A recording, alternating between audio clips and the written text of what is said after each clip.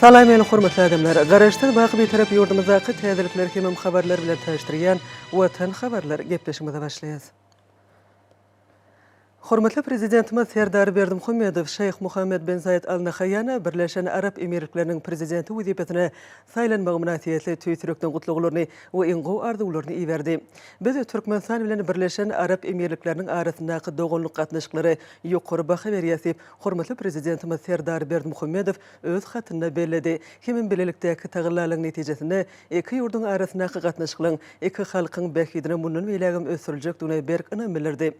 Döwlet başlary mümkinçilikden peýdalanyp prezident Şeyh Muhammed bin Zayed Al Nahyan berk jan saglyk, bagtyarlyk we ýokary döwlet wezipetinde üstünlikleri arzu etdi. Şeýlede Türkmenistanyň milli gençlik halk maslahatynyň başlygy Gurbanuly Berdimuhammedow Şeyh Muhammed bin Zayed Al Nahyan Birleşen Arap Emirlikläriniň prezidenti wezipetine saýlanmagy münasibetli gutluglaryny we iňgow arzuwlaryny iýerdi.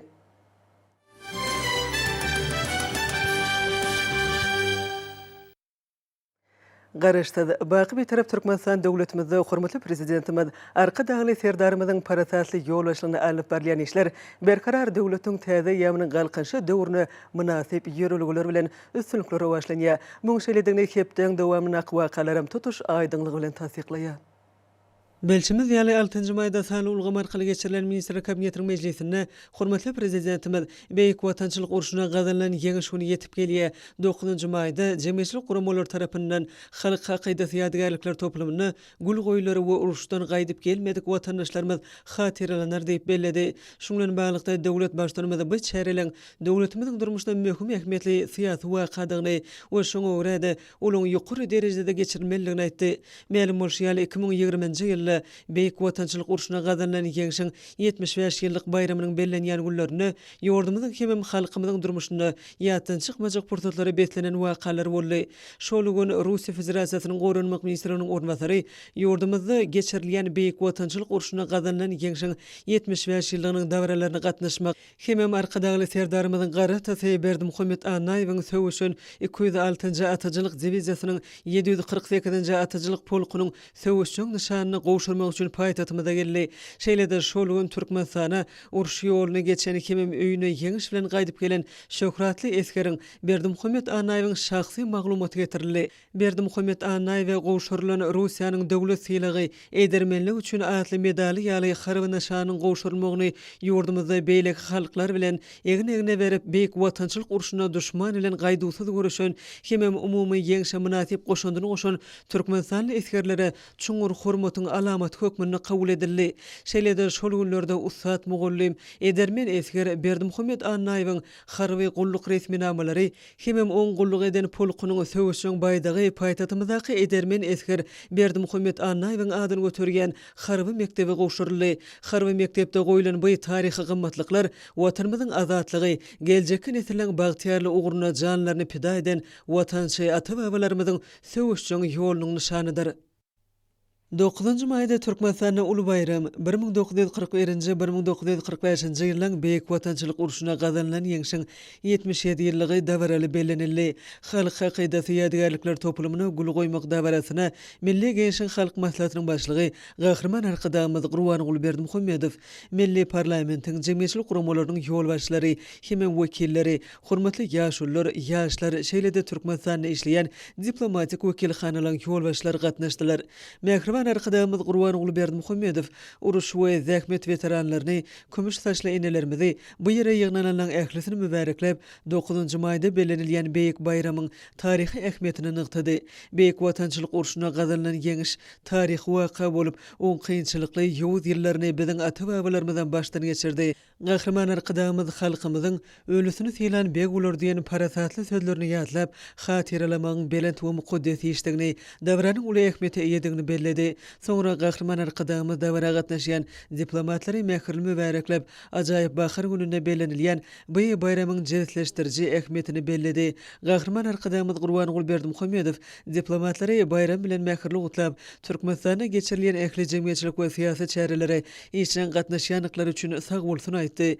Öz nowatynda Russiýa Federasiýasynyň Türkmenistanaky adatdan daşary dowluk tiyarly elçisi Aleksandr Blakhin, Türkmenistanyň prezidenti Serdar Berdimuhammedow Gahrman arqydamyzy hemem ähli türkmenstanlary Beýik Ýeňiş bayramy bilen gutlady. Hormatly prezidentimiz Serdar Berdimuhammedowyň alparyan parahatçylyk dörejlik we oňuň syýasaty ýurdumyzyň häzirki gazanan uly üstünlikleri janyny aýyman mukaddes ýeňşi ýakynlaşdyran ähli türkmen eskerlerine dikilen belent heykeller biziň uly ýaşly nesilleri çeksiz hoşallygymyz ulun gahrmançylykly hereketleri baradaky hakydamyz anyk işlerde beýany tapýa. Şol işler parahatçylyk gorumagy, garaşdy Türkmenistany ýigderli ösdürmäge, jemgyýetde belent insan perwry ýörelgileriniň gorulyp saklanmagyna gönükdirlenler. 10-njy maýda hormatly prezidentimiz Serdar Berdimuhammedow Ministrler Kabinetiniň başlygynyň owa hujuluk toplumyna gözegçilik edýän ornwasarynyň ulayatlyk häkimleriniň gatnaşmagyna sany ulgamar kyly iş maslahatyny geçirdi. Onda häzirki günlerde alınıp berilýän işler baradaky hasabatlary uly orun berildi. Hormatly prezidentimiz Serdar Berdimuhammedow ulayatlarda ähli ugurlar boýunça alınıp berilýän işler häzirki döwrüň talabyna laýyk derejede gurulmalygyny öňe çekdi. Şunda agakin meýdanlaryna alınıp berilýän ýygyk işleri agrotehnika kadrlara laýyk gelmeliler.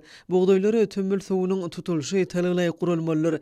Döwlet başlarymyz galla uragyna hemme taraplaryň gurumçylykly taýýarlyk görmek, urukda işlediljek kombaýnlaryň, awtologlaryň we galla kabul ediş bölümleriniň möhsüme taýýarlygyny öpüşün etmek bilen bir hatarda gowuça meýdanlaryna alınıp berilýän ähli ýygyk işleriniň agrotehnika kadrlara laýyk derejede ýoly goýulmalygyny bellidi we bu babatda birnäçe anyk tapşyryklar berdi. Hormatly prezidentimiz daýykanlaryň ýurdumyzyň bazarlaryna önüm bolşulugynyň öpüşün edilmeligine münasip goşut goşmaklar üçin zerur tagyllaryň görünmeligini, şonda yer almanyň gök we bakça önümleriniň bol hasylyny ösdürip ýetirmek ugruna saýlaşykly işleň ýoly goýulmalygyny bellidi. Şundan birlikde pile taýýarlamak işleri talabyna laýyk gurulmalylar. Döwlet başlarymyz ilatyň durmuş öpüşünçiligini hasam gowlandyrmak boýunça alınıp berilýän işleň öräni wajypdygyny öňe çekip kabul edilen döwlet maksatnamalaryna laýyklykda medeni durmuş maksatly dethalyň ýaşaýş jaýlarynyň ýollaryň we beýleki ugurdaş dethalyň gurulşyklarynyň öz wagtyna tamamlanmagynyň hemem olarda ýokary hil derejesiniň öpüşün edilmegine häzirki döwrüň möhüm talabydygyny bellidi. Hormatly prezidentimiz Serdar Berdimuhammedow Daşol vilayatynyň ekrançylyk meýdanlaryna suw öpüşünçiligi bilen baglanşykly meseleleň oňun çözülmegini talap etdi. Munyň özi vilayatyň owa hujulugyny saýlaşykly ösdürmeginiň we bol hasyl alınmagynyň möhüm şerti bolup durýar. Hormatly prezidentimiz uly üstünliklere, şanly wakalara beslenýän ýylla meýilleşdirilen ähli işleň häzirki döwrüň talabyna laýyk derejede gurulmagy we öňde durýan wezipeleň üstünlikli ýerine ýetirmek bilen baglanşykly meseleleň wajypdygyny bellidi we ýurdumyzyň owa hujuluk toplumyny mundan beýlegem ösdürmek ugruna oňa häzirki zamanyň ösen tejribesiniň we ilmiň gazananlarynyň işçiň ornuşdyrylmalygyny aýtdy. 10-njy maýda hormatly prezidentimiz Serdar Berdimuhammedow Israil döwletiniň Türkmenistana täze bellenen adatdan daşary döwlet elçisi Hanem Bet Eden Kayt kabul etdi. Diplomat ananç hatyny gowşuryp hormatly prezidentimiz Serdar Berdimuhammedow Israiliň prezidenti Ishak Herzog mähirli salamny ýetirdi we eňi ýokary döwlet wezipesine uly üstünlikler arzu etdi. Söhbetişiň barşyna iki döwletiň bähitlerini hemem bary bolan uly kuwaty nazara almak bilen syýasy diplomatik söwda aqsady we medan insan perwer ulgamlarda netijeli gatnaşyklar mundan beýlegem geňeltmäge degişli meselelerin birnäçesi aralanyp maslahatlaşyldy. Söhbetişler biziň ýurtlarymyzyň döwlet ara gatnaşyklary ýigderli ösdürmäge çalışýanyny tasdiklap, mundan beýlegem hyzmatdaşlygylar tutulýan ugurlaryny kesetlediler. Söwda aqsady ulgamy ýokary tehnologiýalar we hujulugy suw serişdelerini rejeli ulanmak we beýlekler şol hyzmatdaşlygyň esasy ugurlary hökmünde görkezildi. Şeýlede ilim, medeniýet, bilim, sağlyk guruş ulgamlary boýunça özara gatnaşyklary işleňleşdirmek wajypdygyny taldy. 10-njy maýda hormatly prezidentimiz Serdar Berdimuhammedow Azerbaýjan Respublikasynyň Aqsadiýet ministri Mikhail Çingizoglu Jabbarow kabul etdi. Myhman wagt tapyp kabul edeni üçin hoşallyk bildirip, döwlet başlarymyza prezident Ilham Aliýewiň mähirli salamyny hemem ýokary döwlet wezipesine saýlanmagy münasibetli gutluglaryny ýetirdi we türkmen halkynyň parasatly çözügdürüň durmuşa geçirilýän syýasatyň üstünlüge eýe bolýanynyň dawamatlygyň hemem doganlyk ýurduň rowajlygynyň aýdyň beýanyny nykdy. Söhbetişler syýasy, söwda, aqsady, energetik, ulug kommunikasiýa, ilmi, tehnika, meden insan perweri beýleki ulgamlarda döwlet ara gatnaşyklaryň strategik häsiýetini nykdap, dörli ugurlarda gatnaşyklary ösdürmek, otgoşdurjy gural hökmüne aqsady hyzmatdaşlyk boýunça hökümet ara Türkmen Azerbaýjan topurynyň ornuny güýçlendirmek wajypdygyny bellediler. Şu bilen baglyqda özara maýy goýumlarynyň netijeli hyzmatdaşlygy geňeltmek esasy şertleriň biridigini nykdy. Duşuň dowamyny döwlet başlarymyz we myhman söwda, aqsady we ýanyş energetika, ulug telekommunikasiýalar ulgamlaryny ýoly goýulan netijeli gatnaşyklary işleňleşdirmek zerurdygyny nykdylar. Bu ugurlardaky gatnaşyklary putulandyrmagy aýratyn ähmiýet berilýär. 10-njy maýda Türkmenistanyň Milli Geňişligiň halk maslahatynyň başlygy Gurbanyň Berdimuhammedow, Azerbaýjan Respublikasynyň Ykdysadyýat ministri Mikhail Şenizoglu Japarow bilen geçiren duşugyny iki goňşy döwletiň arasyndaky netijeli gatnaşyklary putulandyrmak işinde iki taraplyň parlamentary gatnaşyklaryny ösdürmek barada gurrun edildi. Söhbetdeşler soňky ýyllarda Türkmen-Azerbaýjan hyzmatdaşlarynyň dürli ulgamlarda şol sanda siyasi, ykdysady, meden ynsanperwer we beýleki urlarda kuwatly ösüşe eýe bolanyny kanagatlanma bilen bellediler. Söhbetdeşler parlamentary gatnaşyklary munyň eýlegim geňeltmek we putulandyrmak iki ýurdun kanun çykarjy edaralarynyň arasyndaky hyzmatdaşlygy işleňleşdirmek hem özara geňişmeler arkaly tejribe alşmak üçin ul mümkinçilikler bardygyny aýtdylar. 11-nji maýda Türkmenistanyň Milli Geňişligiň halk maslahatynyň başlygy Gurbanyň Berdimuhammedowyň Täjikistan Respublikasynyň ýokurky ýygynynyň Milli Geňişligiň başlygy Duşanbe şäheriniň başlygy Rustam Emomali bilen geçiren duşugyny dowamyny esasen parlamentary hyzmatdaşlygyny putulandyrmak baradaky meseleler aralanyp maslahatlaşyldy. Söhbetdeşler duşugyň dowamyna özara hormat goýmak we ynanşmak esasyna ýoly goýulýan döwletara gatnaşyklarynyň ýokary derejesini kanagatlanma bilen nyktyp, soňky wagtda gazanlan iki taraply alalaçyklary şalt işidini durmuşa geçirmek zerurdygyny bellediler. 10-njy maýda paýtagtymyzda Merkezi Aziýa döwletleriniň we Russiýa Federasiýasynyň parlamentary forumy geçirildi. Milli Geňişligiň halk maslahatynyň başlygy Gurbanyň Berdimuhammedow paýtagtymyzdaky Oğuz kent mehmanhanasyna geldi we şol ýerde daşary ýurtly kärdeşlerini mehirli mübarekledi. Soňra parlamentary foruma gatnaşylar Aşgabatyň günorta böleginde ýerleşen Konstitusiýa binasyna tarap ugradylar. Türkmenistanyň döwlet senasy ýanglandy. Merkezi Aziýa sewtiniň döwletleriniň we Russiýanyň milli parlamentleriniň ýolbaşlary garaşsyz watanymyzyň döwlet esaslarının oň demokratik ýöreligleriniň hemem täze taryhy eýamda münasip dowam etdirilýän halk häkimiýetiniň köp asyrlyk däpleriniň midemelligini alamatlandyrýan konstitusiýa binasyna gul goýdular. Gul goýmak dawarasy tamamlanandan soň Merkezi Aziýa döwletleriniň we Russiýa Federasiýasynyň parlamentary forumuna gatnaşylar Türkmenistanyň maslahatlary merkezine tarap ugradylar. Bu ýerde dostlukly döwletler milli parlamentleriň ýolbaşlaryny Milli Geňişligiň halk maslahatynyň başlygy Gurbanyň Berdimuhammedow mehirli garşylady. Resmi suraty düşmek dawarasy tamamlanandan soň maslahatlar merkezine forumyň dawaraly açylşy boldy. Milli Geňişligiň halk maslahatynyň başlygy Gurbanyň Berdimuhammedow wekiliýetleň ýolbaşlaryny we agdalaryny giriş sözü bilen ýüzlenip hemmeleri betarap Türkmenistanyň paýtagtyna töýsürekden mübarekledi. Hemme Merkezi Aziýa döwletleriniň we Russiýa Federasiýasynyň parlamentary forumuna gatnaşmagy çakyly kabul edenlikleri üçin minnetdarlyk bildirdi. Bu forumyň Aşgabatda geçirilmegine biz ýurdumyzda hemme türkmen halkyna hormatyň nişany, biziň döwletlerimiziň dostlugyny we özara düşünşmegini putulandyrmagy, siýasatda, ykdysadyatda, medeni we ynsanperwer ulgamlarda ysnaşykly hemme özara beýikli hyzmatdaşlygyň netijeli görüşleri ýoly goýmagy, Türkmenistanyň salamly goşundynyň ikrarnamasy hökmüne gara ýasyp gahrmany arkadamyz aýtdy. Türkmenistanyň şu maksatlary ýetmek goýunça ýürüdýän ogry Merkezi Aziýa döwletleriniň we Russiýanyň arasyndaky gatnaşyklary putulandyrmak goýunça amal aşyrylýan ýetgiderli işler berk taryhy binýada özara gatnaşyklaryň toplanan baý tejribesine hyzmatdaşlygyň barşyna açylýan ul mümkinçilikleri düşünmäge esaslanýar. Milli Geňişligiň halk maslahatynyň başlygy ýygnalanan ählisiniň şeýle çemeleşme düşünýänliklerini anam bilerdi. Bu çemeleşme döwletlerimiziň ýolbaşlarynyň strategik wezipelerini laýyk gelýär. Halklaryň isleglerini we jana-jan beýikliklerini beýan edýär. Olaň ruwaşlygynyň we agdançylygyň maksatlaryna hyzmat edýär. Parlament işi hemişe anyk maksatlary, hem wezipeleri adamyň ýaşaş durmuş derejesini we hilini ýokurlandyrmak, olaň döwlet işlerini işin gatnaşmaklaryny höwetlendirmek, möhüm çözükler kabul etmek maksatlaryna eýe bolan dörüjlükli işler diýip gahrman arkadamyz Gurbanyň Berdimuhammedow beledi. İçerki siýasat durnuklugy putulandyrmakda jemgyýet alalaşygyny we sazlaşygyny, durmuş adalatlygyny berkarar etmekde, demokratik institutlary ösdürmekde we berkitmekde parlamentleň orny ören uludur. Soňra Türkmenistanyň Milli Geňişligiň halk maslahatynyň başlygy gutlugy sözü bilen çykyş etmek üçin Russiýa Federasiýasynyň federal ýygynynyň Federasiýa Geňişligiň başlygy Valentina Matviyenko söz berdi. Hormatly arkadamyz Gurbanyň Berdimuhammedow we ähli kärdeşlerine ýüzlenip Russiýa Federasiýasynyň parlamentiniň ýokurky palatasynyň ýolbaşçysy, garaşdy döwletleň arkalaşygynyň parlamentary assambleýasynyň adından Merkezi Aziýa döwletleriniň we Russiýa Federasiýasynyň birinji parlamentary forumuna gatnaşlary hem mehmanlary töýsürekde gutlady.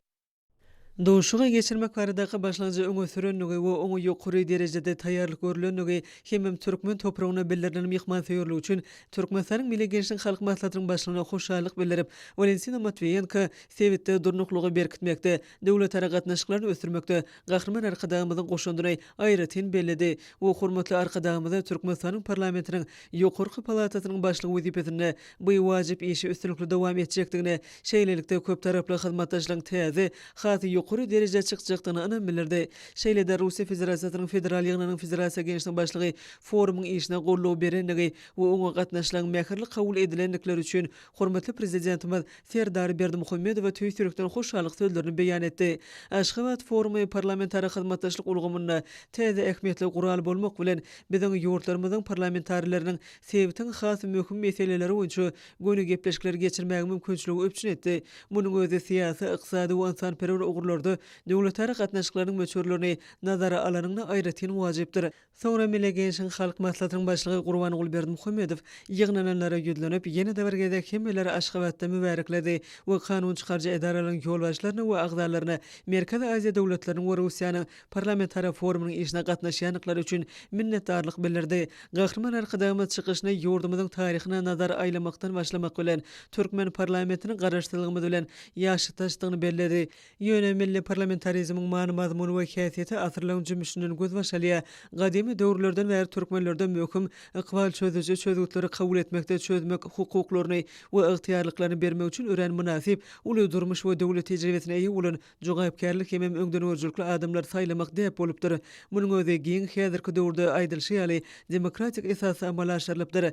Biz bu däbi taryhy parasatlygy saklap galyk, asyrlar boýy aýagly dowam etdirdik. Hemem işidini ulanyp öz ygtyýarly we garaşsyz ösüş ýoluna düşdik diýip Milli Gençlik Halk Maslahatynyň başlygy nygtady. Milli Gençlik Halk Maslahatynyň başlygy Sewit parahatçylygyny, durnuklugyny we howpsuzlygyny putulandyrmagy ýardam bermegi bilelikdäki işiň iller tutulýan ugurlarynyň hataryna kesýetledi. Gurrun sözü Merkezi Aziýanyň içinde hemem Russiýa bilen gatnaşyklarda hoşniýetli gowşuçylyk we hyzmatdaşlyk ruhy diňe bar saklanyp galmak bilen çäklenmän, eýsem putulandyrmalylar, ösdürilmeliler, uzak möhletli geljek üçin iller tutulýan ugur bolmalylar. Türkmenistanyň Milli Gençlik Halk Maslahatynyň başlygy Merkezi Aziýa döwletleriniň we Russiýanyň parlamentlerini has işçiň we bilelikde işlemege ilkinji nowbatda Birleşen Milletler Guramasyny hemem parlamentary birleşigine netijeli işlemege çağırdy. Gahrman arkadagymyz häzirki wagtda parlament diplomatiýasynyň parahatçylygyň, hyzmatdaşlygyň we özara düşünşmeň guralyna öwrülmeligine berk anam bildirdi. Forum döwletara gatnaşyklaryna dörejlikle iterge bermeliler,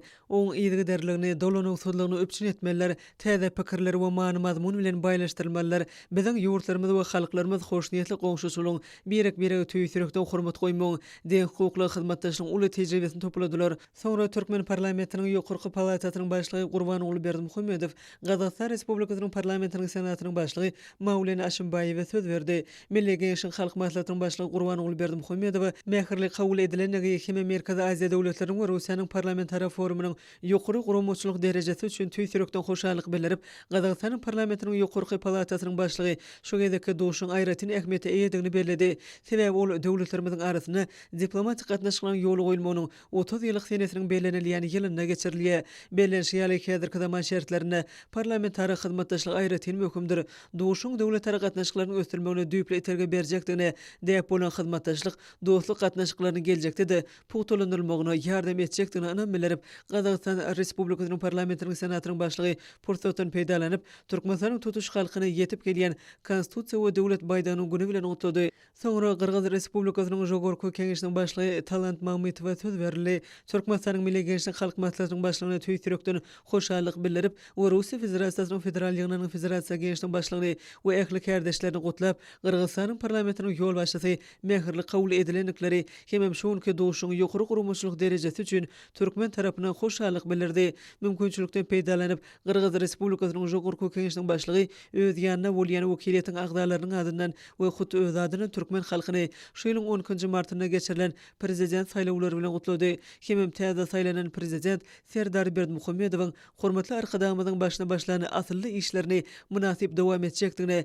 hemem dogonluk Türkmenistanyň öz ösüşini, ul üstünlikleri gazanjakdygyny anam bildirdi. Forumyň Dawral Mejlisiniň dowamyna Türkmenistanyň Milli Gençliğiniň Halk Maslahatynyň başlygy Gurbangul Berdimuhammedow, Russiýa Federasiýasynyň federal ýygynyň federasiýa gençliğiniň başlygy Valentina Matviyenko Erdoğan'a söz verdi. Russiýanyň parlamentiniň ýokurky palatasynyň başlygy bu forma ýokary derejede taýýarlyk görülendigi hemem şeýle görünüşde ýygnaşmaga döredilen mümkinçiligi üçin oň guramaçylaryna Russiýa Federasiýasynyň federal ýygynynyň wekiliyetiniň adynyň ýene bir gede hoşallyk bildirip Merkezi Aziýanyň deputaty Aýratyn ähmiýetli sebit bolup durýanyny bellädi. Bu sebit döwletleriň many mazmunly köp asyrlyk taryha aýylyp gorulýan deputatları hemem egert uly ösüş mümkinçiliklerine eýe bolan halklaryň hakyky şamçyragydyr. Şundan bilen baglyqda Russiýa Federasiýasynyň federal ýygynynyň federasiýa genişliğiniň başlygy şeýlede biziň parlamentlerimiziň ugurdaş komissiyalarynyň komissiýalarynyň arasyna has ýakyn hyzmatdaşlyk ýoly goýmak barada garaýşlary teklip etdi. Hemem şeýle işleň netijeli boljakdygyny anam bildirdi. Soňra Täjikistan Respublikasynyň Milli Mejlisiniň uly mejlisiniň başlygy Rustam Emomali söz berildi. Täjikistanyň parlamentiniň ýokurky palatasynyň ýol başçysy çykyşynyň başynda Türkmenistanyň Milli Genişliğiniň halk maslahatynyň başlygy Gurbanyň Berdimuhammedow Merkezi Aziýa döwletleriniň hemem Russiýa Federasiýasynyň parlamentary forumuna çağırmak başlanjy üçin tüýk yürekden hoşallyk sözlerini aýtdy. Belenşi ýaly Merkezi Aziýa we Russiýa umumy taryhy genişligiň aýrylmaz böleklerdir. Ýurtlarymyzyň arasyndaky özara hormat goýmagy esaslanýan gatnaşyklar dünýä genişligine hemem ähli ykdysadyatda dowam edýän şaşyrmaly ýagdaýlar wagtynda hasam gymmatlydyr. Täjikistan Respublikasynyň Milli Mejlisiniň uly mejlisiniň başlygy Türkmenistanyň Milli Genişlik halk maslahatynyň başlygy Gurbanyň Berdimuhammedow bu forumyň ýokary derejede gurulanyny hemem däp bolan mehmansyýerlik üçin ýene-de bir gedek hoşallygyny beýan etdi.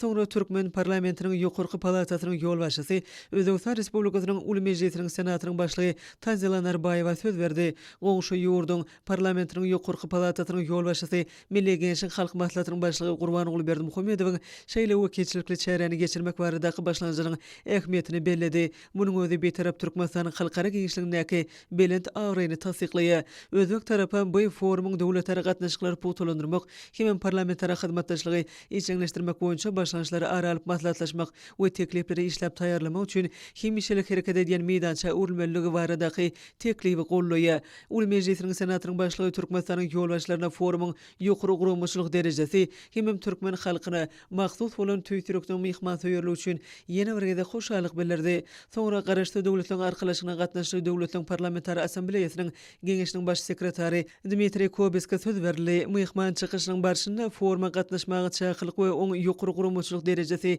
hemem bildirilen mehmansyýerlik üçin Türkmenistanyň Milli Genişliğiniň halk maslahatynyň başlygy Gurbanyň Berdimuhammedow hoşallyk bildirdi. Şunda Merkezi Aziýa döwletleriniň we Russiýanyň parlamentary forumynyň ähmiýeti bellenildi. Şoň netijesinde häzirki döwürde hyzmatdaşlygyň bu görnüşi täze many-mazmuny eýe bolýar. Forumyň geçirilmegi netijeli gatnaşyklary bolan umumy gyzyklanmalan aýdyň beýanyny emele getirip, ol sebitleýin gatnaşyklaryň täze derejede çykmagyny öpçün edýär. Merkezi Aziýa döwletleriniň we Russiýanyň parlamentary forumynyň dawraly mejlisiniň ahyryna Milli Genişlik halk maslahatynyň başlygy ýygnananlara jemleje söz bilen ýüzlerini gahrman arkadamyzyň belleşi ýaly şu duşuň barşyna häzirki zaman parlamentarizmini ösdürmek barada möhüm gyzykly we çuň manyly pikir alşmalar boldy. Parlamentary hyzmatdaşlyk putulandyrmak ýollary kesitlenildi. Mundan beýlegim hyzmatdaşlygyň geljegi uly ugurlary bellenildi. Çykyşlary foruma gatnaşylan ýokary hüner derejesini, onuň kanuny döwlete adamlara hyzmat etmegiň belent ýöreliglerini agrarladyklaryny görkezdi. Biz köp sanly täzeçil pikirleri we çemeleşmeleri, garaýşlary we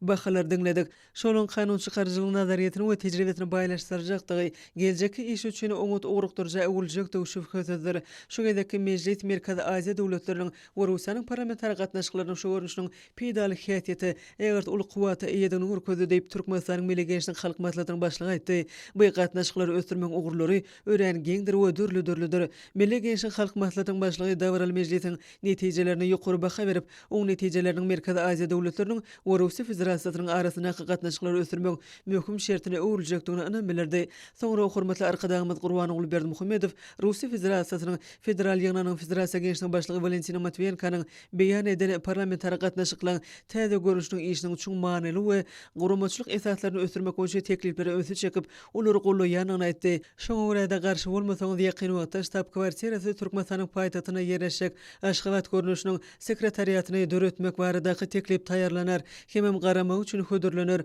Sözüniň ahyryna hormatly arkadaşymyz Gurbanyň Berdimuhammedow foruma gatnaşylan ählisine netijeli iş üçin tüýtürekden hoşallyk bildirdi. Dawral mejlis tamamlanandan soň iki taraplar etminamlary gol çekmek dawarasy boldy. Türkmenistanyň Milli Genişlik halk maslahatynyň başlygy Gurbanyň Berdimuhammedow we Russiýa Federasiýasynyň federal ýygynynyň federasiýa genişliğiniň başlygy Valentina Matviyenka Türkmenistanyň Milli Genişlik halk maslahaty bilen Russiýa Federasiýasynyň federal ýygynynyň federasiýa genişliğiniň arasynda hyzmatdaşlyk etmek hakyna ılalaşyga gol çekdiler. Soňra Türkmenistanyň Milli Gençlik Halk Maslahatynyň başlygy Gurbanyň Berdimuhammedow we Täjikistan Respublikasynyň Milli Mejlisiniň Uly Mejlisiniň başlygy Rustam Emomali Türkmenistanyň Milli Gençlik Halk Maslahaty bilen Täjikistan Respublikasynyň Milli Mejlisiniň Uly Mejlisiniň arasyna hyzmatdaşlyk etmek hakyna ılalaşyga gol çekdiler. Soňra parlamentara forumyň maksatnamasynyň çeklerine paýtatymyzdaky maslahat köşgüniň Uly Mejlisler zalyna sylyklamak dawarat boldy. Davaral ýagdaýda Sahna Milli Gençlik Halk Maslahatynyň başlygy Türkmenistanyň gahrmany, Türkmenistanyň hormatly ýyly ýaşursy Gurbanyň Berdimuhammedow çagyrly. Azerbaýjan Respublikasynyň ýaşular gençligiň başlygy Eldar Allahyarogly Gulyýew mehirli kabul edilen üçin hoşallyk bildirip Türkmenistanyň Milli Gençlik Halk Maslahatynyň başlygy Gurbanyň Berdimuhammedow Azerbaýjanyň uly dostlugynyň diňe bir öz watanyna däl eýsem oňdaşyna da şol sana tutuş Türkiýe dünýäsinde ul awraýdan peýdalanýan ajaýyp döwlet we syýasy işgärdi nykdy.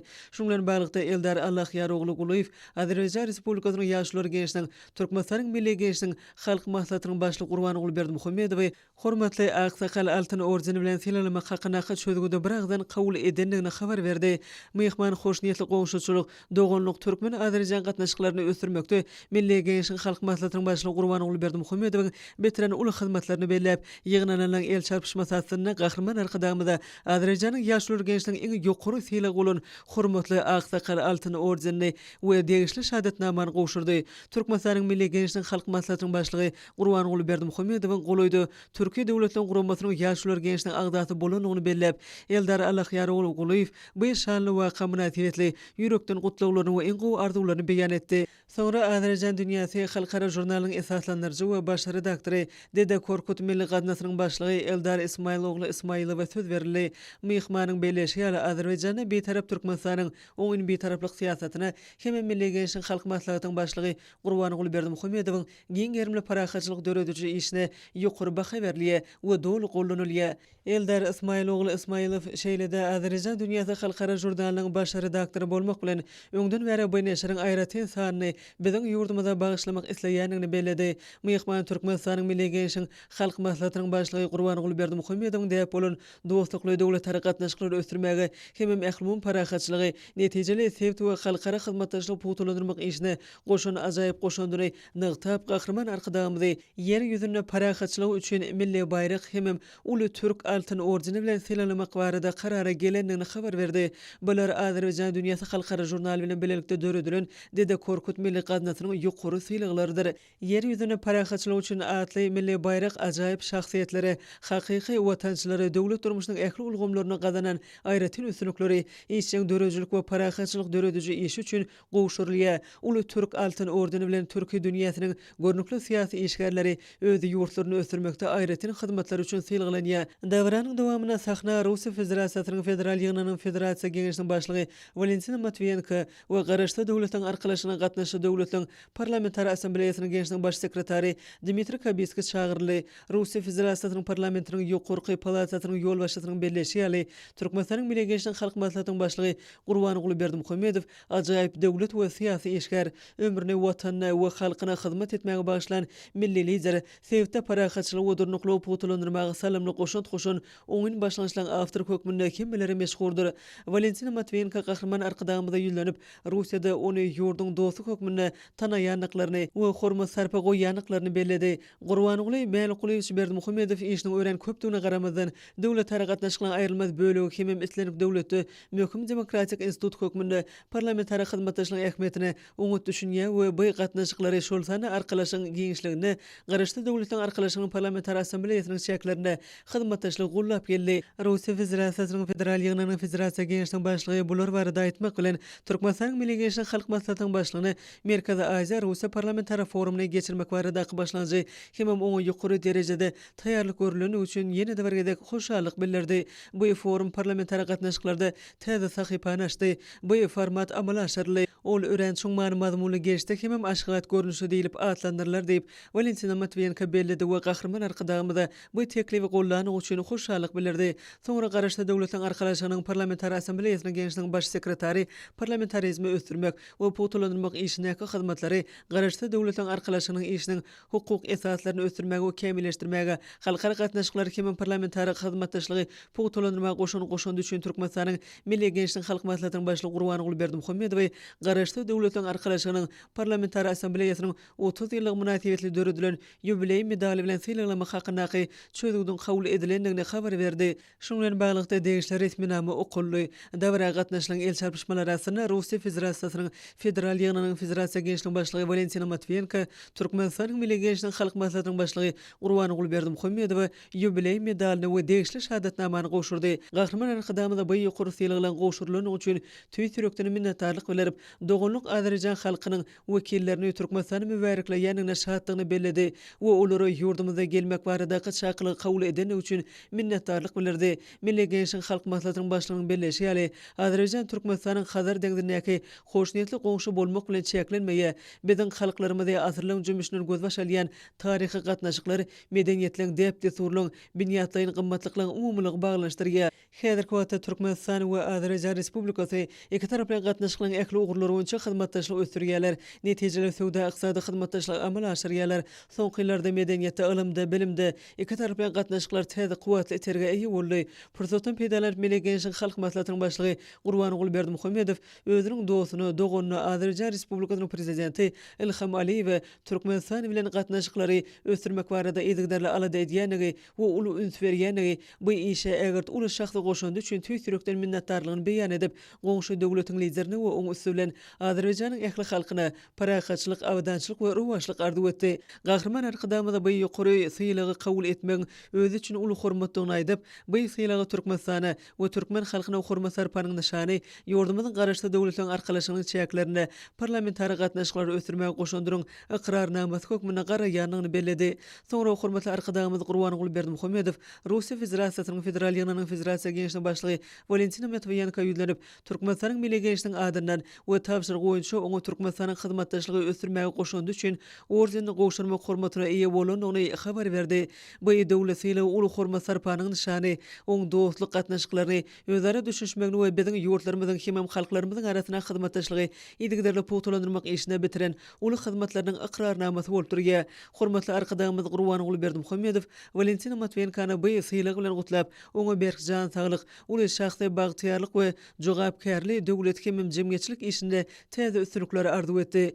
Döwlet başlanmada Serdar Berdimuhammedowyň fermanyna ýurdumyzyň garaşsylygyny we özüň taýýarlygyny puwtalandyrmagy, Türkmenistan bilen Russiýa Federasiýasynyň arasynda syýasy, ykdysady, ilmi tehniki we medeni ynsanperwer hyzmatdaşlygy ösdürmäge, döwlet hemem jemgyýetçilik işi bilen ýurdumyzyň halkara agraryny ýokurlandyrmagy goşan uly şahsy goşandyny gözüňde tutup, Russiýa Federasiýasynyň federal ýygynyň Federasiýa Gençlik başlygy Valentina Ivanovna Matviyenkanyň Türkmenistanyň hyzmatdaşlygy ösdürmäge goşandy üçin orden bilen sylaglanyňandygy bellenildi. Türkmenistanyň Milli Gençlik Halk Maslahatynyň başlygy Russiýa Federasiýasynyň federal ýygynyň Federasiýa Gençlik başlygyna Türkmenistanyň hyzmatdaşlygy ösdürmäge goşandy üçin ordenini hemem degişli şahadatnamany dawaral ýagdaýda gowşurdy.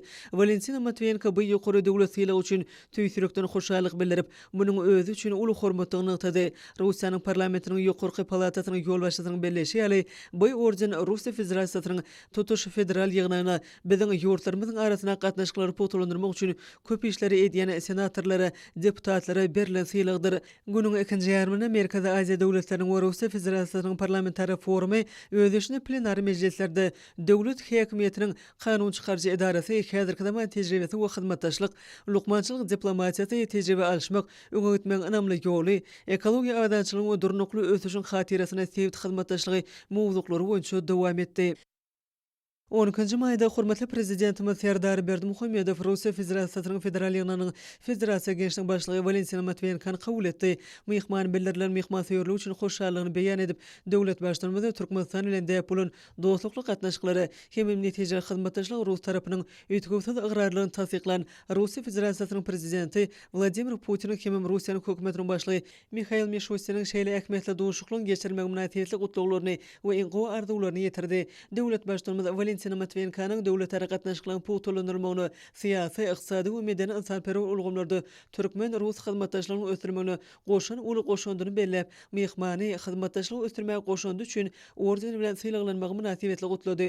Russiýa Federasiýasynyň federal ýygynyň Federasiýa Gençlik başlygy öz işine ýokary baha bereni üçin hormatly prezidentimiz Serdar Berdimuhammedow hoşallygyny beýan edip, Türkmenistanyň öz ýaş lideriniň başdanlygyny durnukly ösüşiň ýoly boýunça okuluny öňe gitmegine dowam etjek gerekdigini ana bildirdi. Duşuň dowamyny iki tarap bilen hyzmatdaşlygyň şolsana syýasy, sowda, ykdysady we medeni insanperwer ulgamlarda hyzmatdaşlygyň häzirki ýagdaýy we geljegi barada pikir alşyldy. Şu ýyl iki ýurdun arasynda diplomatik gatnaşyklaryň ýoly goýulmagynyň 30 ýylynyň belenilmeginiň ähmiýetine aýratyn öns berildi. Bu waka türkmen-rus gatnaşyklarynyň köp asyrlyk taryhyna täze tapgyr alamatlandyryp, häzirki döwürde bu gatnaşyklaryň köp wagtda netijeli we deň hukukly häsiýetini öpüşine diýe.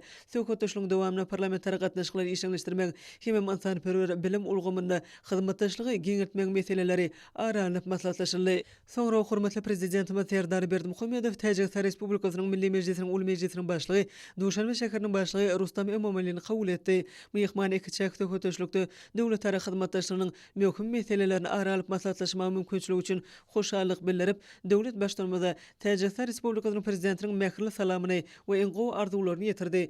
Duşuň dowamyna köp ýylyň dowamyna iki taraplaryň we köp taraplaryň görnüşde ilkinji nowatda bolsa halkara guramalyň we agryly sewit düzümleriniň çäklerini üstünlikli ösürilýän türkmen täjik gatnaşyklarynyň häzirki ýagdaýy we geljegi aralyp maslahatlaşyldy. Soňra hormatly prezidentimiz Serdar Berdimuhammedow Kazakystan Respublikasynyň parlament senatynyň başlygy Mawlen Aşymbaýew kabul etdi. Myhmany wagt tapyp kabul edeni üçin döwlet başdanymyz Serdar Berdimuhammedowa tüýsürekden hoşallygyny beýan edip, Kazakstanyň prezidenti Kasym Jomart Tokayewiň salamyny we en gowy arzuwlaryny ýetirip, dostlukly goňşy ýurtda doganlyk Türkmenistanyna ýetgiderli durmuşa geçirilýän oňun parahaçylyk döredüji siýasatynyň netijesi bolan düýpli özgertmeler ýoluny gazanýan ösünüklerini hemem ýeten belen sebäplerini goýanýanlyklaryny aýtdy. Döwlet başdanymyz we myhmany duşuň dowamyna iki tarap bilen hyzmatdaşlygyň şolsana syýasy, sowda, ykdysady we medeni insanperwer ulgamlarda barha netijeli häsiýete eýe bolýan iki tarap bilen gatnaşyklaryň häzirki ýagdaýyny we geljeki mümkinçiliklerini aralyp maslahatlaşdylar. Soňra hormatly prezidentimiz Serdar Berdimuhammedow Özbekistan Respublikasynyň Uly Mejlisiniň senatynyň başlygy Tanzila Narbaýewaň kabul etdi. Myhmany wagt tapyp kabul edeni üçin tüýsürekden hoşallyk bildirip, döwlet başdanymyzy Özbekistan Respublikasynyň prezidenti Şavkat Mirziýoýewiň aýdan mähirli sözlerini we tutuş türkmen halkyna awadançylyk baradaky arzuwlaryny ýetirdi. Duşuň dowamyna bary bolan gyzyklanmalary nazara alyp, netijeli gatnaşyklyk häzirki ýagdaýy we oň geljeki ugurlar boýunça gyzyklanma bildirilýän pikir alşmalar boldy. Bu hyzmatdaşlyklar bir neçe geň möçörli tatlamary durmuşa geçirmek çäklerini toplanyň köp ýyllyk tejribe we egert uly mümkinçiliklere daýanýar. Soňra hormatly prezidentimiz Serdar Berdimuhammedow Kyrgyz Respublikasynyň Jogorku kenešiniň başlygy Talant Mametowy kabul etdi. Myhman söýerli üçin tüýsürekden hoşallygyny beýan edip, myhman döwlet başdanymyza Kyrgyz Respublikasynyň prezidenti Sadyr Japarowyň aýdan mähirli sözlerini ýetirdi. Duşuň dowamyna hormatly prezidentimiz we myhman gatnaşyklaryň geljeki ugurlary barada aýdyp, sowda, ykdysady ugurlarda bolşýan insanperwer ulgamda iki tarap bilen hyzmatdaşlyk ösdürmek üçin egert uly mümkinçiliklerin bardygyny belediler. 10-njy maýda Türkmenistanyň Milli Gençlik Halk Maslahatynyň başlygy Gurbanuly Berdimuhammedow Russiýa Federasiýasynyň Federal ýygynyň Federasiýa Gençlik başlygy Valentina Matviýenko bilen duşdy. Onu iki tarap bilen gatnaşyklaryň gün tertibine şolsana ugurdaş komitetleriň arasynda şeýlede halkara meýdançalaryna parlamentar gatnaşyklaryna aýratyn öns berildi. Türkmenistanyň Milli Gençlik Halk Maslahatynyň başlygy Gurbanuly Berdimuhammedow Kazakystan Respublikasynyň parlament senatynyň başlygy Mawlen Aşymbaýew bilen geçiren duşunyň barşynda iki dostlukly halkyň gadymdan gelýän taryhy, medeni we ruhy umumlygyna esaslanýan türkmen Kazakystan döwletleri we parlamentara gatnaşyklarynyň derejesine we ösüşine ýokary baha berildi. Türkmenistanyň Milli Gençlik Halk Maslahatynyň başlygy Gurbanuly Berdimuhammedow bilen Kyrgyz Respublikasynyň Jogorku kenešiniň başlygy Talant Mametowyň arasynda bolan duşukda iki dostlukly döwletleriň arasyna netijeli hyzmatdaşlygy putulandyrmakda iki tarap bilen parlamentara gatnaşyklaryň mümkinçiligini artdyrmak meselelerini garaldy. Türkmenistanyň Milli Gençlik Halk Maslahatynyň başlygy Gurbanuly Berdimuhammedowyň Özbekistan Respublikasynyň Uly Mejlisiniň senatynyň başlygy Tanzila Narbaýewa bilen hem duşugy boldy. Taraplar türkmen özek gatnaşyklarynyň esasy ugurlarynyň biri bolan parlamentara gatnaşyklarynyň häzirki ýagdaýy we geljeki ösüşi boýunça özara pikir alşdylar.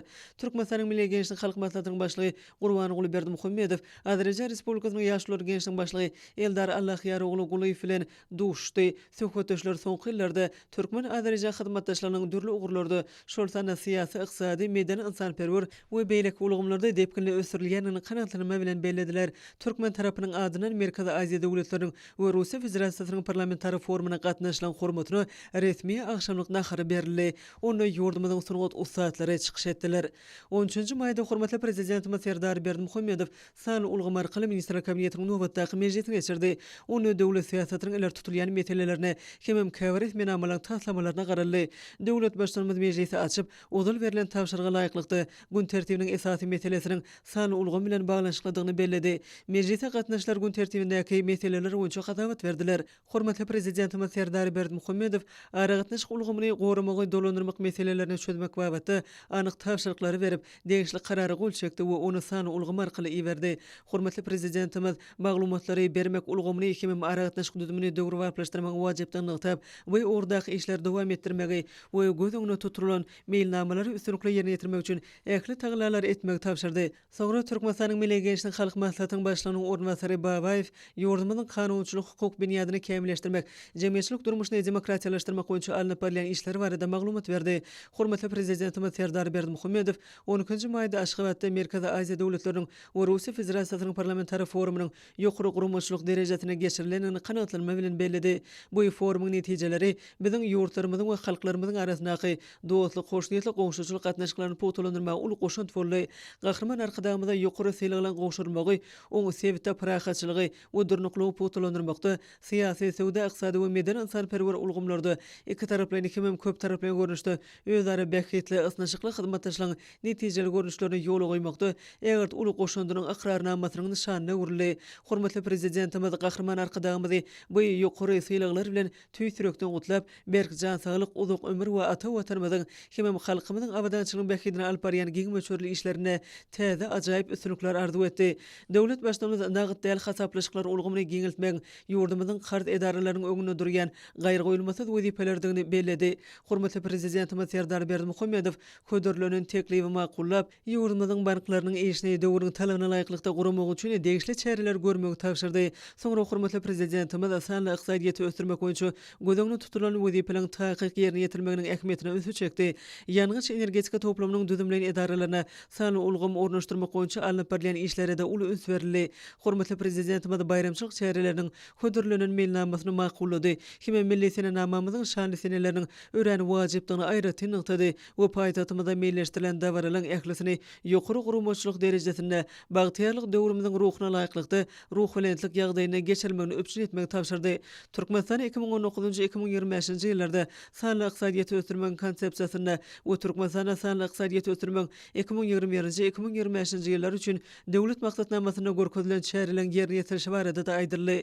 Bilim ulgamynyň maglumat tehnologiýalaryny, elektron serişdelerini ulanmak bilen okutmak we bilim işine dolandyrmak kadylaşdyrjy hukuk namalary seljerli, hemem degişli gözükdürjüler düzgün namalar taýýarlanýarly. Sanly ulgam ornaşdyrmak çäklerine ýurdumyzyň salawruş edaralary ýokary telikle maglumat toruny birikdirilip, telelukmançylyk ulgamyna degişli enjamlar gurulýarly. Parlament diplomatiýasyny ilerletmäge Türkmenistanyň daşary siýasatynyň esasy ugurlaryň biri bolup durýany bellenildi. Häzirki zaman dünýäsinde parlament diplomatiýasynyň orny hasam artdy. Şundan bilen baglykda gahrman arkadagymyzyň başlanjy boýunça hemem hormatly prezidentimiz Serdar Berdimuhammedowyň gollaw bermegine Aşgabatda ýokary gurumçylyk derejesine geçirilen Merkezi Aziýa döwletleriniň we Russiýa Federasiýasynyň parlamentary forumynyň ähmiýetini ygtyldy.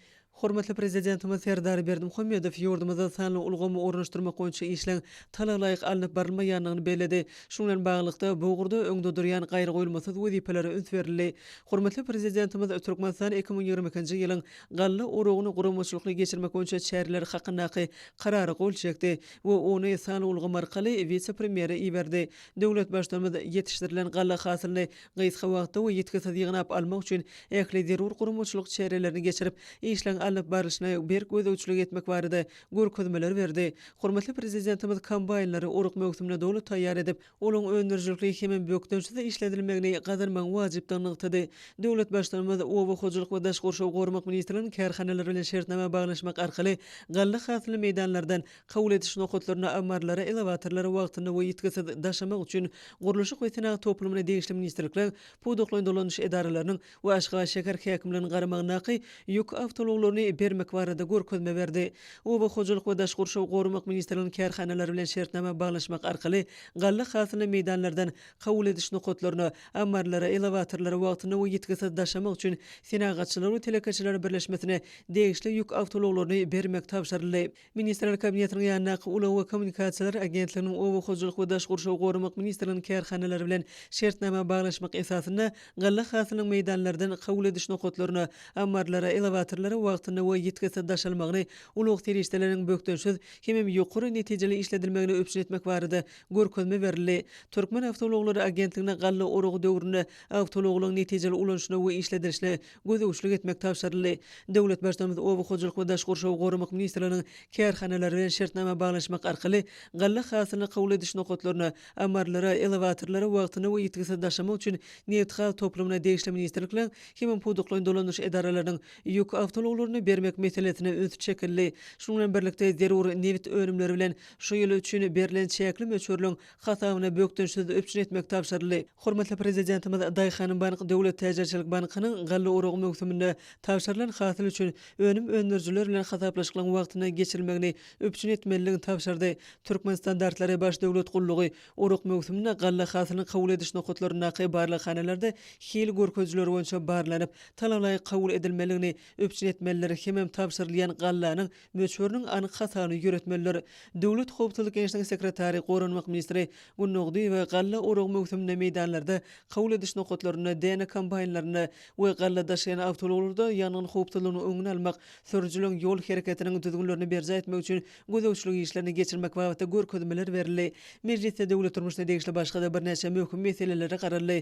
O pudoklary ötürmäge gönükdirilen möhüm resminamalary kabul edildi. 10-njy maýda paýtatymyzda Merkezi Aziýa döwletleriniň we Russiýanyň zenanlarynyň jemgyýetçilik syýasy we durmuş ykdysady ötüşde zenanlaryň orna atly dialog geçirildi. Oňa Sowetiň 5 ýurdunyň hemem Russiýanyň wekilleri Birleşen Milletler Guramasynyň sewitlen düzümleriniň ýolbaşçylary gatnaşdylar. Oň ýakyna Aşgabatda geçirilen parlamentary forumyň ýyda süre geçirilmegi häzirki köp taraply duşuga aýratyn ähmiýet berýär. Olam Merkezi Aziýa Russiýa görnüşinde ilkinji gezek geçirildi. Parlamentarlaryň hemem Merkezi Aziýa döwletleriniň we Russiýanyň zenanlarynyň duşuklary, sewitlen gatnaşyklary we berek anamy dostlukly gatnaşyklary we raýdaşlygy putulandyrmaga gönükdirilen şeýle görnüşdäki hyzmatdaşlygy ösdürmek, gender deňligini öňe ilerletmek hemem zenanlaryň hukuklaryny we mümkinçiliklerini giňeltmek wagtda hökümetlere kömek bermek üçin uly mümkinçilik açýar. Zenanlaryň dialogynyň resmi däl maslahatlaşmagyň görnüş hökmünde eýem öz netijelegini görkezdi. Aşgabatda zenanlaryň forumyny geçirmek başlanjy bilen gahrman arkadagymyz Gurban Uly Berdimuhammedow çykyş edipdi. Zenanlar barada alady, jemgyýetde uluň derejesini artyrmak, Türkmenistanyň konstitusiýasyna we halkara hukugynyň umumy ikrar edilen kadrlaryna laýyklykda gender deňligini öpüşün etmek, garaşsyz beýtarap Türkmenistanyň syýasy ýörelgesiniň iler tutulýan ugurlarynyň biridir. Biziň ýurdumyz halkara gatnaşyklaryna dialog parahatçylygyň kepilik hökmüne kezitlenen filosofiýa ýermek bilen gender syýasaty wagtda anyk maksatlary gönükdirilen wezipler durmuşa geçirmäge jogapkärlik çemeleşýär. Merkezi Aziýa döwletleriň we Russiýanyň zenanlarynyň dialogyna gatnaşyjylar Sewda Senagat edarasynda milli deputatly halklaryň ruhy hemem medeni mirasyny gorap saklaýan zenanlaryň ustadlygyny we ukyplaryny ulaň döwlet durmuşynyň dürli ulgamlaryna eýeleýän orunlaryny hemem ýeten sepkitlerini beýan edýän giň möçürli sergi bilen tanışdylar. Şolarda Sewitiň ýurtlaryny we Russiýa mahsus deputatlar, milli giyimler, zenanlaryň elişleri, sowgatlyklar, kitaplary görkezildi. Milli gymmatlyklaryň gorulyp saklanmagy hemem baýlaşdyrylmagy özüne parahatçylyk we dostlyk bekidine halklary birleşdirmek üçin uly mümkinçilikler jemleýär. Bu PKR bayramçylyk sergisindäki baş taglim boldy. Mälim bolýaly köp asyrlyk tejribe we baý deputatlar eýulen meden insanperwer ulgamda gatnaşyklar Sewitiň ýurtlarynyň hyzmatdaşlarynyň möhüm bölegi bolup durýar. Häzirki zaman gatnaşyklaryna gadymy ruhy ahlak gymmatlyklaryna dayanmak biziň halklarymyzy birleşdirýär. Sirk sunugy boýunça dürli halkara festiwallarynyň kubaklaryny we bayraklaryna münasip bolan meşhur Galkynyş milli atüsündäki oýunlar toparynyň çapyk suwarlarynyň ustadlyk bilen ýerine ýetiren dürli tilsimleri, forma gatnaşlary haýran galyrdy. Merkezi Aziýa döwletleriniň we Russiýanyň zenanlary dialogyna gatnaşlar hormatly prezidentimiz Serdar Berdimuhammedow Türkmenistanyň ak mermerli paýtatyna gelip görmäge, häzirki döwrüň möhüm meselelerini aralyp maslahatlaşmagy, hemem türkmen halkynyň baý medeniýeti bilen taşmagy döredilen mümkinçilik üçin hoşallyk bildirdiler. 14-nji maýda hormatly prezidentimiz Serdar Berdimuhammedow tapşyrygy boýunça Türkmenistanyň milli gençligiň halk maslahatynyň başlygy, Türkmenistanyň il ýaşursy Haja arkadagymyz Gurban Uly Berdimuhammedowyň ýol başlygyndaky wekilçilikli topar Birleşen Arap Emirlikleriniň merhum prezidenti Şeyh Halifa bin Zayed Al Nahyanyň aradan çykmagy sebäpli geçirilýän hatira şäherlerine gatnaşmak üçin Abu Dhabi şäherine boldy.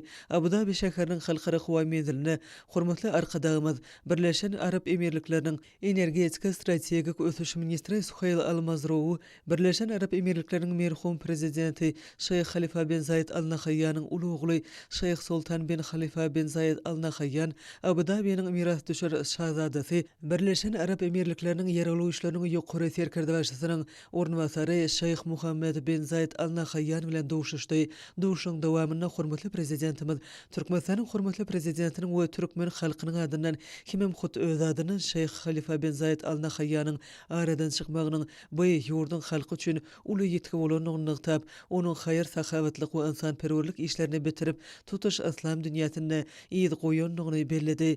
Gahrman arkadamyda Birleşen Arap Emirliklerining merhum prezidentiniň Türkmenistanyna giňden tanalýanlygyny, onuň biziň ýurdumyz üçin haýır sahabatlyk we wata egert uly işleri bitirenligini aýratyn bellidi. Hormatly arkadamyda Birleşen Arap Emirliklerining merhum prezidenti Şeyh Halifa bin Zayed Al Nahyan'ın eden ýagşylyklarynyň, haýır işleriniň hiç wagt unudulmajakdygyny bellidi. Şeýlede Hacı arkadamyz Abu Dhabi'niň miras düşer şahzadasyna ýüzlenip razylyk berilen ýagdaýyny geljek anynda onuň belli gününi bellemekçidigini aýtdy. Gahrman arkadamyz emirlikler halkyna agdy berlik, merhumyň başga agzalaryna, dogun garnaşlaryna ruhy durnuklyk, sabr kanaatlyk dileg edip medet berji sözlerini beýan etdi. Hormatly arkadamyz Birleşen Arap Emirliklerining Ministrler Kabinetiniň başlygynyň ornwasary, prezidentlik işleri boýunça ministri Şeyh Mansur bin Zayed Al Nahyan bilen dowuşugyny gynanjyny beýan edip, iki ýurdun arasynda gatnaşyklaryň ösmegini, Birleşen Arap Emirliklerining merhum prezidentiniň aýratyn tagalalarynyň bolanyny ňyktady. Soňra hormatly arkadamyzyň awtolog kerwini Birleşen Arap Emirliklerini esaslandyran Şeyh Zayed bin Sultan Al Nahyan'yň adyny göterýän dünýädäki ajaýyp meçitleriň biri bolan Şeyh Zayed meçidine bardy.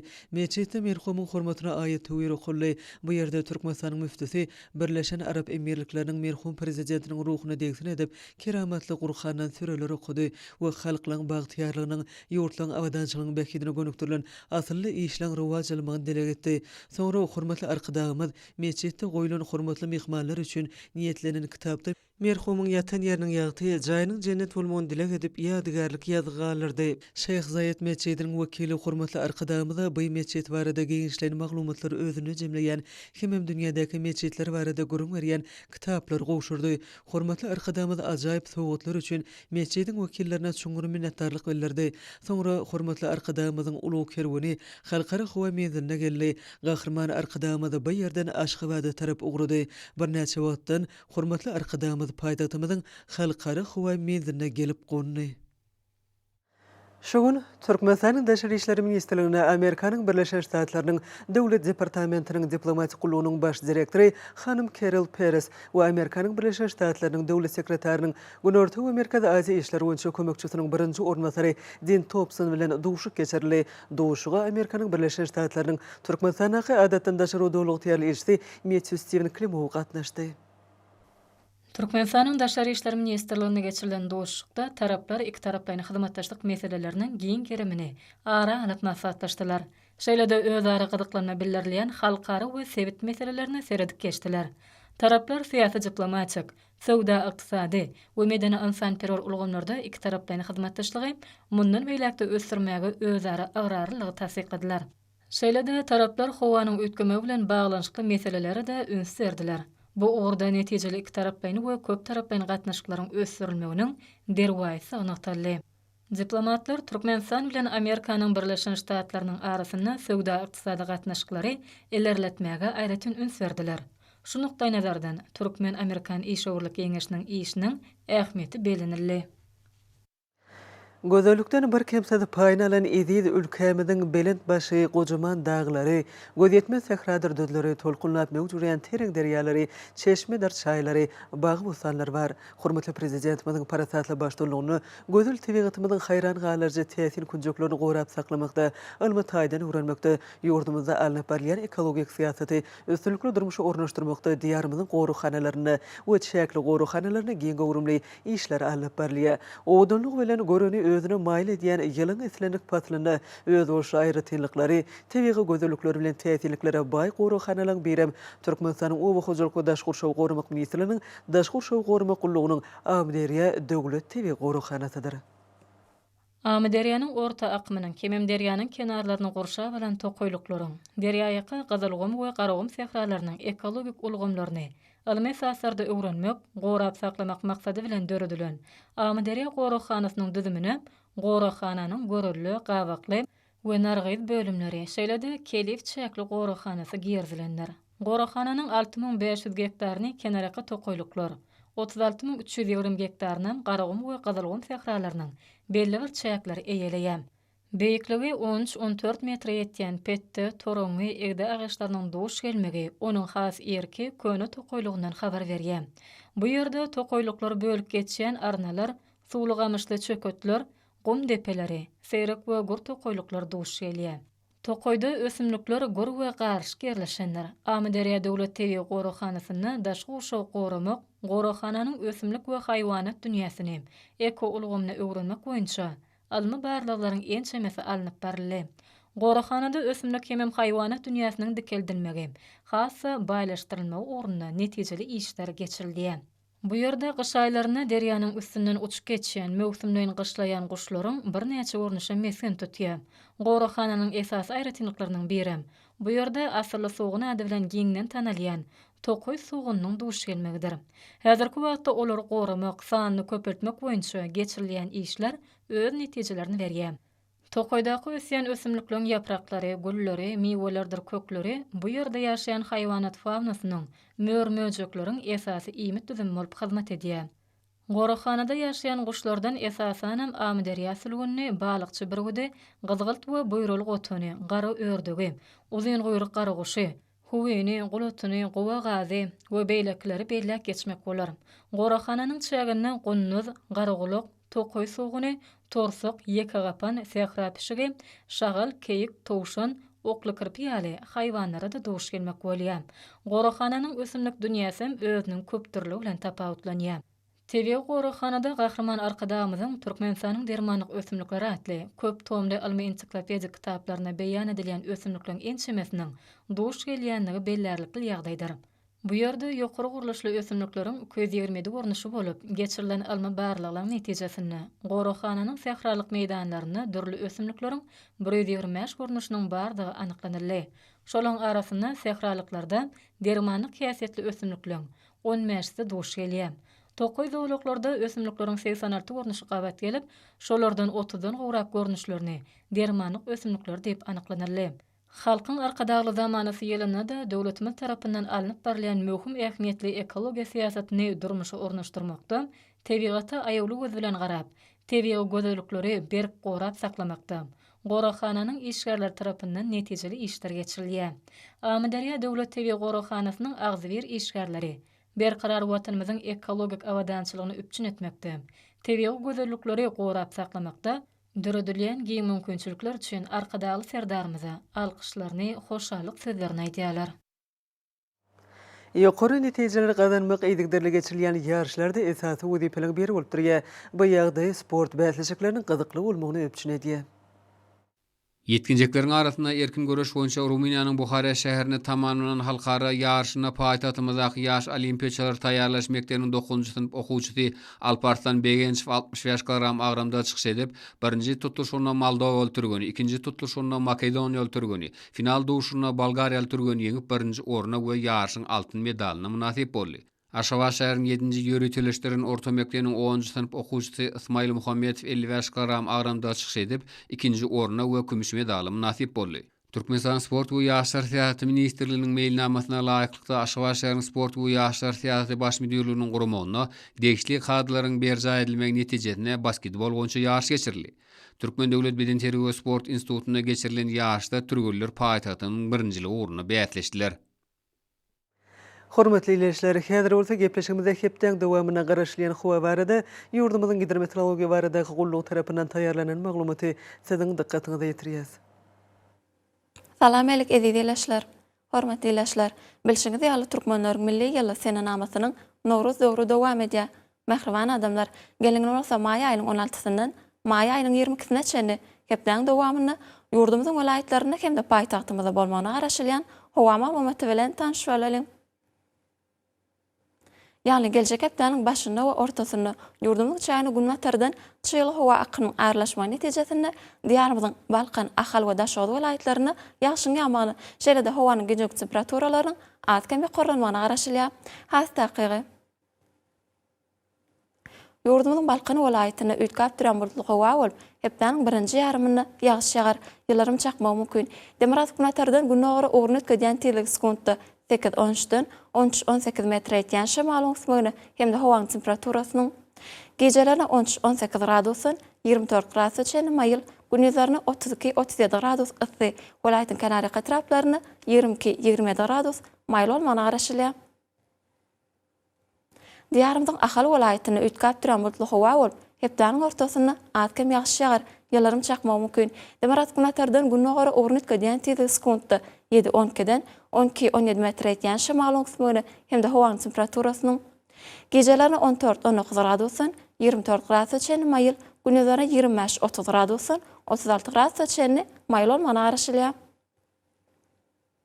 Ýurdumyzyň Mary welaýatyna üýtgäp duran bulutly howa bolup, demirat günnägerden tiýlik sekundda 7-12-den 11-16 metr etýän şamalyň smogyny hemde howanyň temperaturasynyň gecelerine 14-19 gradusyn 23 gradusy çenli maýyl, gündüzlere 28-33 gradusyn 36 gradusy çenli maýl bolmagyna garaşylýar. Diýarymyzyň Lewap welaýatyna üýtgäp duran bulutly howa bolup, demirat günnägerden tiýlik sekundda 8-13-den 11-16 metr etýän şamalyň smogyny hemde howanyň temperaturasynyň gecelerine 15-20 gradusyn 24 gradusy çenli maýyl, gündüzlere 29-34 gradusyn 36 gradusy çenli maýl bolmagyna garaşylýar. Ýurdumyň Daşoğlu welaýatyna üýtgäp duran bulutly howa bolup, hepdeniň başyna atkem ýagşy ýagar, ýylarym çakmagy mümkin. Demirat günägerden tiýlik sekundda 6-11-den 11-16 metr etýän şamalyň smogyny hemde howanyň temperaturasynyň gecelerine 13-18 gradusyn 20 gradusy çenli maýyl, gündüzlere 23-28 gradusyn 34 gradusy çenli maýl bolmagyna garaşylýar. Paýtagtyň Aşgabatda üýtgäp duran bulutly howa bolup, hepdeniň ortasyna atkem ýagşy ýagar, ýylarym çakmagy mümkin. Demirat günmäterden günnägere ugruny ötgeden tiýlik sekundda 7-10-dan 12-14 metr etýän şamalyň smogyny hemde howanyň temperaturasynyň gecelerine 16-18 gradusyn 23 gradusy çenli maýyl, gündüzlere 25-27 gradusyn 33 gradusy çenli maýl bolmagyna garaşylýar. Hormatly ýerleşler, ýurdumyzda may aýynyň 16-syna magnit gaýdasynyň gowşak ýagdaýda saklamagyna garaşylýar. Mähriban adamlar, siz may aýynyň 16-synyň may aýynyň 22-sine çenli hepdeniň dowamyny ýurdumyzyň welaýatlaryna hemde paýtagtymyzda bolmagyna garaşylýan howa maglumaty bilen tanışýarlyňyz. Edidi watandaşlar, ýaz faslyna günüň dowamyna howanyň derejesiniň üýtgäp durýanyna nazar alyp, faslyň aýratynlyklaryna laýyklykda geyinmegi, şeýlekem häzirki wagtda howada tozan bölüçükleriniň kadadan 6 götürüm artmagy, hemem howanyň akymynyň üýtgümegi bilen baglanşykly howa şartlarynyň adamyň bedenine ýetirip biläjek oňaýsız täsirleriniň öňüni almak maksady bilen agyz burun örtügini ulanmaklygy maslahat berýär. Howpsuz bolan 2 metr araçagy berja etmek, elleri arasy saklamak zerurdur.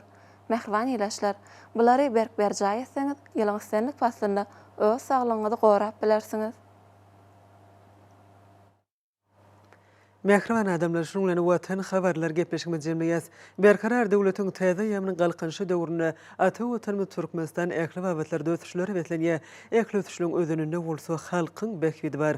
Çünki biziň ýurdumyzda döwlet adam üçindir. Hoş wagtyňyz.